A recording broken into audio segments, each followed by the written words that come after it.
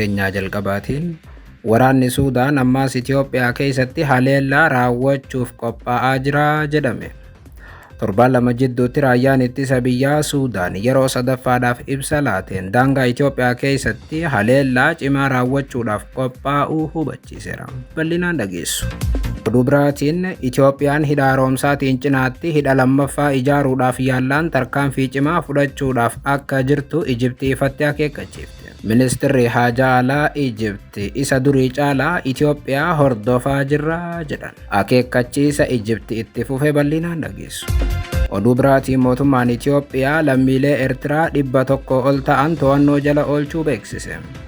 Lammiileen kun sodaa waraanaatiif biyyaa baqachaa kan turanidha. Eessatti qabamanii gabaasa guutuu qabna.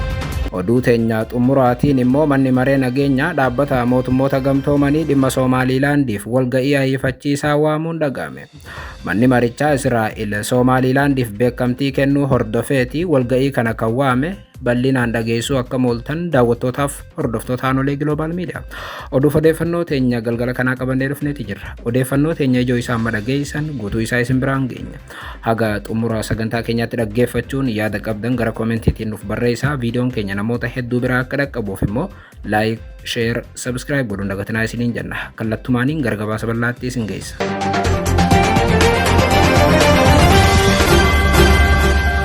Oduu teenyaa jalqabaatiin Itoophiyaan hidha haaromsaatiin cinaatti hidha lammaffaa ijaaruudhaaf yaallaan tarkaanfii cimaa fudhachuudhaaf akka jirtu Ijiptii ifatti akeekkachiifte.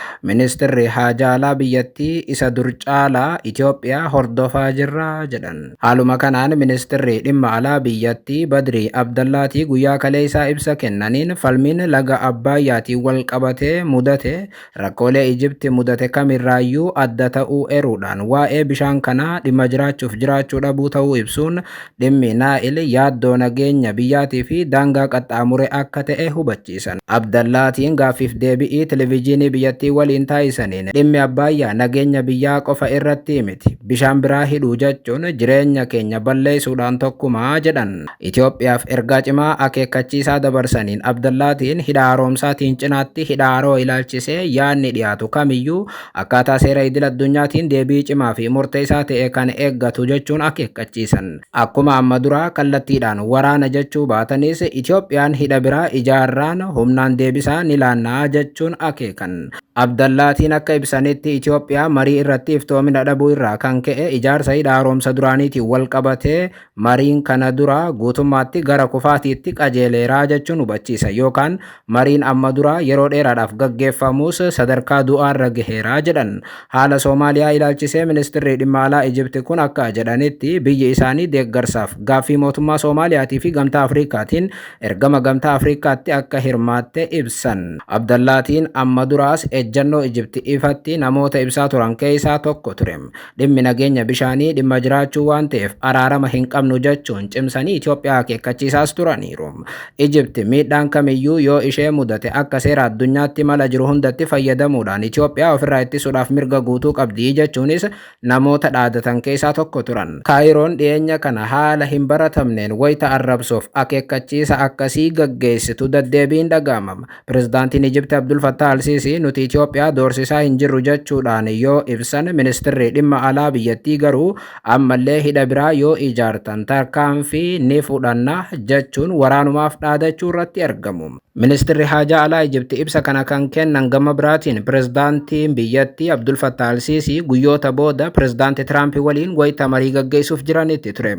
Pirezidaantiin Ijiptii Abdul Fattah Al-Siisii guyyoota booda gara Waashingitan imaluudhaan dhimma hidha haaromsaa irratti bal'inaan pirezidaantii Tiraamp waliin ni mari'atu jedhamee eegamam.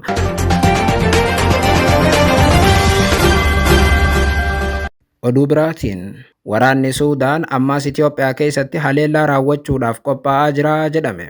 Torbaan lama jidduutti raayyaan ittisa biyyaa Suudaan yeroo sadaffaadhaaf ibsa laateen daangaa Itoophiyaa keessatti haleellaa cimaa raawwachuudhaaf qophaa'uu hubachiiseera. Waggaa 3 dabre waraana keessa kan turan gareen Suudaan suutumasuuta gara Itoophiyaatti siqanii hayyama mootummaa Itoophiyaatiin biyya Itoophiyaa weeraraa jiru jedhame. Haaluma kanaan waraanni Suudaan kan Abdul Fattah Al-Buraaniin hoogganamu haleellaa Rapid Support Forces fi michoonni isaa magaalota Kurmukiif geessan irratti raawwachuudhaaf karoorsan kan Itoophiyaa keessa raawwatamuudhaaf jiru ofirraa deebisuudhaaf qophaa'aa jiraachuu ibse. Ji'a waxabajjii keessa waraanni raayyaa ittisa biyyaa kun Rapid Support Forces fi michoota isaa naannolee laga Naa'il kibba baha Suudaan keessaa baasuu akka danda'e kan hime yoo ta'u, haleellaa waraanaa raayyaan ittisa biyyaa Suudaan raawwate hordofuudhaan humnoonni kun gara naannolee Itoophiyaatii fi Suudaan kibbaa daangeessaniitti akka ofirra deebi'an hubachiiseera. Qondaalli dhimma kana itti dhiyeenyaan beekan tokko yaada Suudaan Tribuniif kennaniin akka jedhanitti torbaan dhufan keessatti gareen waraanaa Rapid Support Forces aanaalee Kurmukiif geessan keessatti lola gaggeessuudhaaf waan jiraniif raayyaan ittisa biyyaa Suudaan kanaaf akka qophaa'ee fi deebisaa cimaa kennuuf akka jiru ibsan. Gareen aanaalee kana seenuudhaaf jiran Itoophiyaarraa kan dhufan waan ta'eef bakka isaan jiranitti haleeluudhaaf qophiidhaas jedhan. Yookaan ammoo gareeleen kun Itoophiyaarraa kan dhufan waan ta'aniif guutummaatti haga isaan bakka jiranitti deemne ni haleellaa jechuun Itoophiyaa keessatti garicha haleeluudhaaf akka jiraniif Itoophiyaa weeraruudhaaf karoora akka qaban qondaalli waraanaa dhimma kana beekan Suudaan Tribunitti himaniiru.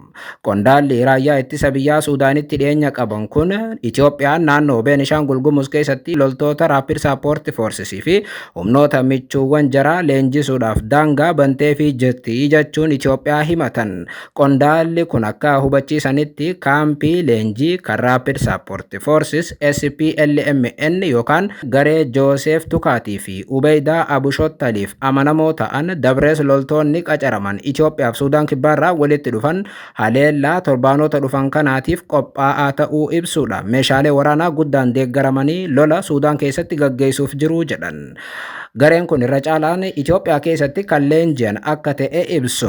Mootummaan Suudaan magaalaa guddoo naannoo Beenishaangul Gumuz Asoosaa keessatti argamuudhaan Abushottal Joosef Tukaatiif ajajoota Rapid Support Forcesiif kaan isaanii waan godhaa jiran hordofaa tureeraa jedhan. Itti dabaluudhaan mootummaan Suudaan buufata xiyyaaraa lama Beenishaangul Gumuz keessatti argamutti UAE irraa meeshaa waraanaa guddaan dhufuu isaa mirkaneeffateera jedhanii kunis haleellaa Kurmukii fi geessan irratti raawwatamu keessatti ni hirmaatu jechuudhaan akka eeggamu ibsan. Kamisa darbe aktivistoonni suuraa saatalaayitii qoodaniin xiyyaaronni meeshaa waraanaa fe'an lama buufata xiyyaaraa Asoosaatti buufamuu mirkaneessaniiru. Kana hordofee Itoophiyaan guutummaatti meeshaalee waraanaa UAE irraa dhufaniif Rapid Support Forcesiif kennamaniif deeggarsa taasisaa waan jirtuuf Itoophiyaa keessatti garee kana haleeluudhaaf wanti duubatti nu deebisu hin jiru jedha raayyaan ittisa biyyaa Suudaan wayita Itoophiyaa weeraruudhaaf karoora baafatu.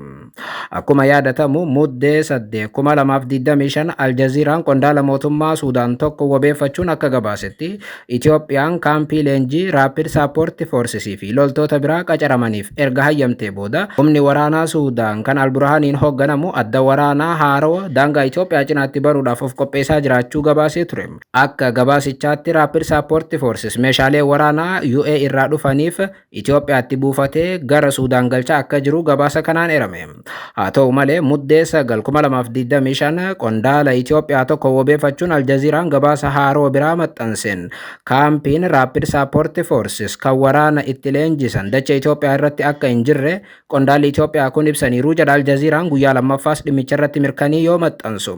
Maddi Itoophiyaa kun himannaa kanaan gaddi guddaan itti dhaga'amuu ibsuudhaan Suudaaniif Itoophiyaa jidduutti wal dhibdee hin jirre oofuudhaaf karoora haaroo qophaa'e jechuun himatan. Qondaalli sadarkaa olaanaa Itoophiyaa kun gabaasaaleen kunneen bu'uura kan hin qabne ta'uu ibsanii karaaleen qunnamtii biyyoota lamaan jidduutti sadarkaa adda addaatiin banaa ta'uu cimsanii dubbatu. Yookaan ammoo nuti mootummaa Suudaan waliin hariiroo gaarii qabna jedha qondaalli Itoophiyaa. Erga muddee gara jalqabaatii kaasee Rapid Support Forces Itoophiyaa keessatti leenjii fudhachaa akka jiru ibsamaa tureera. Dhimma kana miidiyaaleen idil addunyaa deddeebi'ii yoo gabaasan waraanni Suudaan kan raayyaa ittisa biyyaa jechuun Abdul Fattah al-Burhaaniin hoogganamu immoo garee kana haleeluudhaaf Itoophiyaa seenuu akka barbaadu ibsa.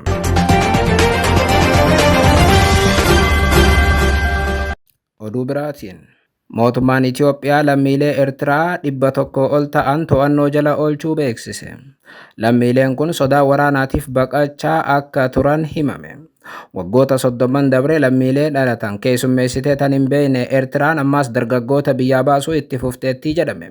Haaluma kanaan lammiileen Eertiraa karaa seeraan alaatiin Itoophiyaatti baqatanii achi jiraachaa turan ammallee achirraa seeraan ala biyyaa ba'uudhaaf osoo yaalanii qabamaniiru. Mootummaan Itoophiyaa ibsa arra maxxanseen lammiileen Eertiraa 103 ta'an konkolaataa tokkoon osoo daangaa qaxxaamuruuf yaalanii qabamaniiru jedha. Akka kanaan kibba Itoophiyaa godina Oomoo aanaa Hamar keessatti muddee 17/2018 akka lakkoofsa biyyattiitti halkan keessaa naannoo sa'aatii 9tti osoo gara Oomoorra ta'eetiin biyyaa ba'uudhaaf yaalanii lammiileen Eertiraa kun akka qabaman ibsame. Namoonni kun hundi konkolaataa Sinootirak jedhamutti yookaan ammoo Asirgommaa kan jedhamu sanaan imala akka turan poolisiin aanaa Hamar ibseera. Waajjirri poolisii aanichaa akka hubachiisetti konkolaachisaaf gargaartonni lamas qabamaniiru. Taateen kun haarawaa ta'uu baatus lammiileen Eertiraa yeroo kamuu caalaa biyya gadhiisaa jiru jechuun gabaasa dhiyoo bahaa turan mirkaneessa. BBC'n ji'a tokko dura gabaasa hojjateen lammiileen Eertiraa waraana amma Itoophiyaaf Eertiraa jidduutti dhalachuudhaaf jiru sodaatanii baqachaa akka jiran gabaasee ture. Lammiileen Eertiraa kun Eertiraa keessaayis Itoophiyaa keessaayis baqachaa jiru jedha gabaasichi. Lammiileen Eertiraa waggootaaf dhibdeen biyyoota lamaan jidduu jiraatus daangaa qaxxaamuranii Itoophiyaa jiraachaa akka turanii fi amma immoo as dhiyoo wal dhibdeen Abiyyiif Isaayyaas hammaachuudhaan wal qabate baqattoonni Eertiraa kun Itoophiyaallee jiraachuudhaaf akka sodaatan gabaasa kanaan kaafame. Warri waggootaaf Itoophiyaa turanillee kana hordofee gara Keeniyaatiif Yugaandaatti baqachaa jiru jedha gabaasichi. Kan nama gaddisiisu garuu Yugaandaan baqattoota simachuu dhabuun ammaas lammiileen Eertiraa carraa biraa barbaaduudhaaf gara Liibiyaa akka baqatan gabaasa BBCtu mirkaneessa. Lammiileen Eertiraa amma qabaman kunis gara Keeniyaatti kan imalan ta'uu gabaasa sanarraa ni mul'ata. Kunis kan dhaga'ame ji'uma dabre mootummaan Keeniyaa lammiilee Eertiraa gara Itoophiyaatiin biyyattii seenan 50tti kan dhiyaatan to'achuu ibsuu booda ture.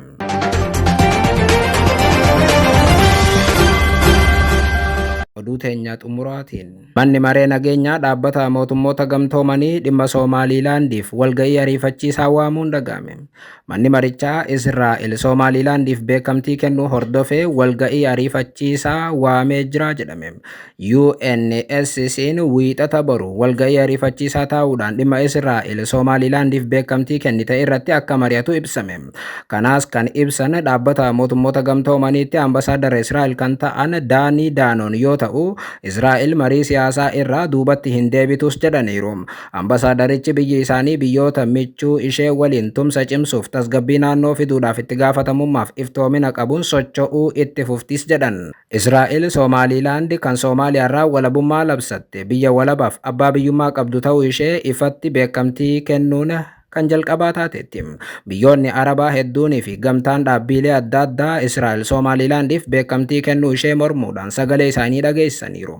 Soomaaliyaa, gamtaa Afrikaa IGADiif biyyoonni hedduun Israa'el dura dhaabbatan. Ijipt, Joordaan, Saawud Arabiyaa, Kaataar, Jibuutii, Kuweet, Iraanii fi Iraaq dabalatee biyyoonni hedduun akkasumas ammoo Naayijeeriyaa fi Paakistaan ibsa waloo baasaniin Israa'el Somaaliilaandiif beekamtii kennuun fudhatama hin qabu jechuun morman. Biyyoonni kunneen murtee Israa'el nagaaf tasgabbii gaanfa Afrikaa galaana diimaaf guutuu addunyaa irratti dhiibbaa hamaa geessisuu danda'a ilaalcha jedhu akka qabu ibsan. Ibsi kun Israa'el seera idil addunyaa tuffachuu agarsiisaas jedhu kan biyyoonni waloon baasan. Ibsi waloo kun chaartara dhaabbata biyyoota gamtoomaniitii fi seera idil addunyaa kaasuudhaan abbaa biyyummaatii fi walabummaa naannoon mootummaa akka eeggamu gaafachuun murteen kun mul'ata babal'ina Israa'el jechuun qeeqaniiru. Biyyoonni kunneen abbaa biyyummaa Soomaaliyaatiif deeggarsa qaban ibsuudhaan murtee tokkummaa biyya gaanfa Afrikaa mormuu isaanii ibsan. Akkasumas ammoo bu'aan gocha Israa'el kun hammaataa akka ta'e dubbatan. Biyyoonni kunneen ibsi isaanii qabxii 5 of keessatti kan qabate yoo ta'u, kanaanis yaalii uummata Falastiin humnaan lafa isaaniirraa buqqisuudhaaf godhamu kamiyyuu cimsanii akka morman ibsaniiru. Israa'el Soomaaliilaandiif beekamtii kennuu ishee hordofee biyyoonni hedduun ibsa waloo kennuun isaanii kun kan jalqabaa miti. Gamtaan Awurooppaa abbaa biyyummaaf walabummaa naannoo Soomaaliyaa kabajuun barbaachisaadha jedhe. jedheera. Gamtaan Awurooppaa waldhibdee yeroo dheeraadhaaf Somaalilaandiif mootummaa Soomaaliyaa jidduu ture furuudhaaf marii bu'a qabeessa ta'e akka taasifamuuf deeggarsa akka qabu ibseera. Somaalilaand erga Soomaaliyaa irraa adda baatee ofiin of bulchuu jalqabde waggoonni 35 lakkaa'amaniiru. Biyyattiin hawaasni idil addunyaa beekamtii biyyummaa Somaalilaandiif akka kennaniif Itoophiyaa dabalatee biyyoota hedduutti xalayaa barreessaa turteetti. Ji'a caamsaa keessa biyyoota 42 oliif pirezidaantiin Somaalilaand xalayaa erganiin beekamtiin ifatti akka kennamu gaafatanii turuun gabaafamee ture. Onkololeessa keessa immoo biyyoonni 20 xalayaa mirkanii beekamtii akka pirezidaantii Somaalilaandiif erganis gabaafame. Isaan keessaa Ameerikaa, UAE, UK fi Israa'el tokko akka ta'an gabaafames ture. Amma isaan keessaa Israa'el beekamtii sana ifatti mirkaneessuu isheeti. Halkan gaarii.